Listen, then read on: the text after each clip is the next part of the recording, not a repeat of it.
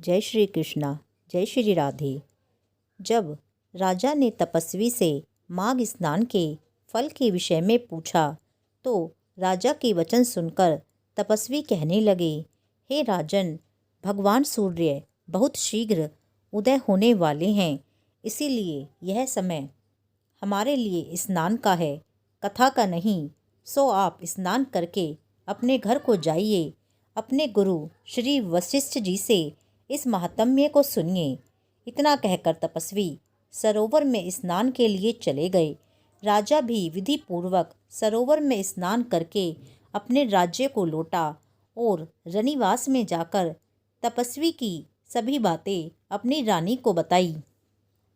तब सूत जी कहने लगे कि महाराज, राजा ने अपने गुरु वशिष्ठ जी से क्या प्रश्न किया और उन्होंने क्या उत्तर दिया, सो बताने की कृपा करें। व्यास जी कहने लगे, हे सूत जी, राजा दिलीप ने रात्रि को सुख से सोकर प्रातः समय ही अपने गुरु वशिष्ठ जी के पास जाकर उनके चरणों को छूकर प्रणाम करके तपस्वी के बताए हुए प्रश्नों को अति विनम्रता से पूछा कि गुरुजी, आपने आचार, दंड, नीति, राज्य धर्म तथा चारों वर्णों के चारों आश्रमों की क्रियाओं, दान और उनके विधान, यज्ञ और उनकी विधियां, व्रत, उनकी प्रतिष्ठा तथा भगवान विष्णु की आराधना अनेक प्रकार से तथा विस्तार पूर्वक मुझको बतलाई। अब मैं आपसे माघ स्नान के महात्म्य को सुनना चाहता हूँ। सो हे तपोधन, नियम पूर्वक इसकी विधि मुझे समझाइए। गुरु वशिष्ठ कहने लगे कि हे राजन, तुमने दोनों लोकों के कल्याणकारी, वनवासी तथा गृहस्थियों के अंतःकरण को पवित्र करने वाले माघ मास के स्नान का बहुत सुंदर प्रश्न पूछा है। मकर राशि के सूर्य में आने पर माघ मास में स्नान का फल गो, भूमि, तिल, वस्त्र, स्वर्ण, अन्न, घोड़ा आदि दानों तथा चंद्रायण और ब्रह्मकूर्च व्रत आदि से भी अधिक होता है। वैशाख तथा कार्तिक में जप, दान, तप और यज्ञ बहुत फल देने वाले हैं, परंतु माघ मास में इनका फल बहुत ही अधिक होता है।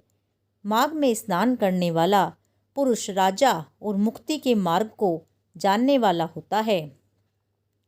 दिव्य दृष्टि वाले महात्माओं ने कहा है कि जो मनुष्य माघ मास में सकाम या भगवान के निमित्त नियम पूर्वक माघ मास में स्नान करता है, वह अनंत फल वाला होता है।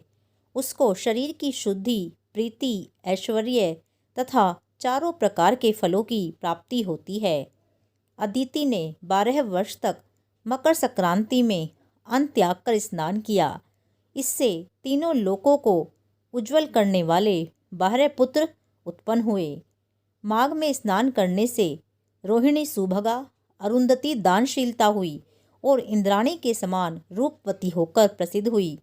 जो माघ मास में स्नान करते हैं तथा देवताओं के पूजन में तत्पर रहते हैं, उनको सुंदर स्थान, हाथी और घोड़ों की सवारी तथा दान के लिए द्रव्य प्राप्त होता है।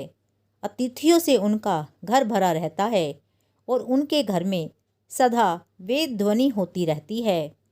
वह मनुष्य धन्य है जो माघ मास में स्नान करता है, दान देता है तथा व्रत और नियमों का पालन करता है। दूसरों के पुण्य के क्षीण होने से मनुष्य स्वर्ग से वापस आ जाता है, परंतु जो मनुष्य माघ मास में स्नान करता है वह कभी स्वर्ग से वापस नहीं आता। इससे बढ़कर कोई नियम, तप, दान पवित्र और पाप नाशक नहीं है। भृगु जी ने मणि पर्वत पर विद्याधरों को यह सुनाया था। तब राजा ने कहा कि ब्रह्मान भृगु ऋषि ने कब मणि पर्वत पर विद्याधरों को उपदेश दिया था, सो बताइए। तब ऋषि कहने लगे कि राजन, एक समय 12 वर्ष तक वर्षा न होने के कारण, सब प्रजा क्षीण होने के कारण संसार में बड़ी उद्विग्नता फैल गई। हिमाचल और विंध्याचल पर्वत के मध्य का देश निर्जन होने के कारण श्राद्ध, तप तथा स्वाध्याय सब कुछ छूट गए। सारा लोक विपत्तियों में फंसकर प्रजाहीन हो गया। सारा भूमंडल फल और अन्न से रहित हो गया, तब विंध्याचल से नीचे बहती हुई नदी के सुंदर वृक्षों से आच्छादित अपने आश्रम से निकलकर श्री भृगु ऋषि अपने शिष्यों सहित हिमालय पर्वत पर गए। इस पर्वत की चोटी नीली और नीचे का हिस्सा सुनहरी होने से सारा पर्वत पीतांबरधारी श्री भगवान के सदृश लगता था।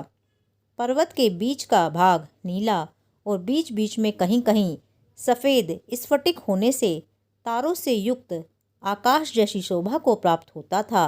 रात्रि के समय वह पर्वत दीपकों की तरह चमकती हुई दिव्य औषधियों से पूरित किसी महल की शोभा को प्राप्त होता था। वह पर्वत शिखाओं पर बांसुरी बजाती और सुंदर गीत गाती हुई किन्नरियों तथा केले के पत्तों की पताकाओं से अत्यंत शोभा को प्राप्त हो रहा था।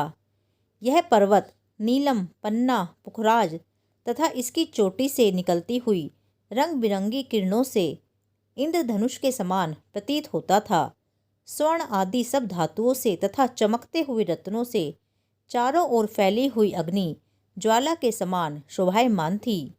इसकी कंदराओं में काम पीड़ित विद्याधरी अपने पतियों के साथ आकर रमण करती हैं और गुफाओं में ऐसे ऋषि मुनि जिन्होंने संसार के सब कलेशों को जीत लिया है, रात दिन ब्रह्मा का ध्यान करते हैं। कई एक हाथ में रुद्राक्ष की माला लिए हुए शिव की आराधना में लगे हुए हैं।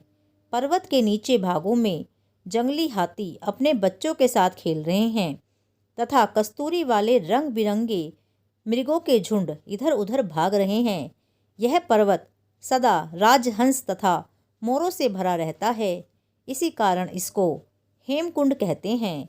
यहाँ पर सदैव ही देवता, गुह्यक और अप्सरा निवास करते हैं। द्वितीय अध्याय पूर्ण। जय श्री कृष्णा, जय श्री राधे।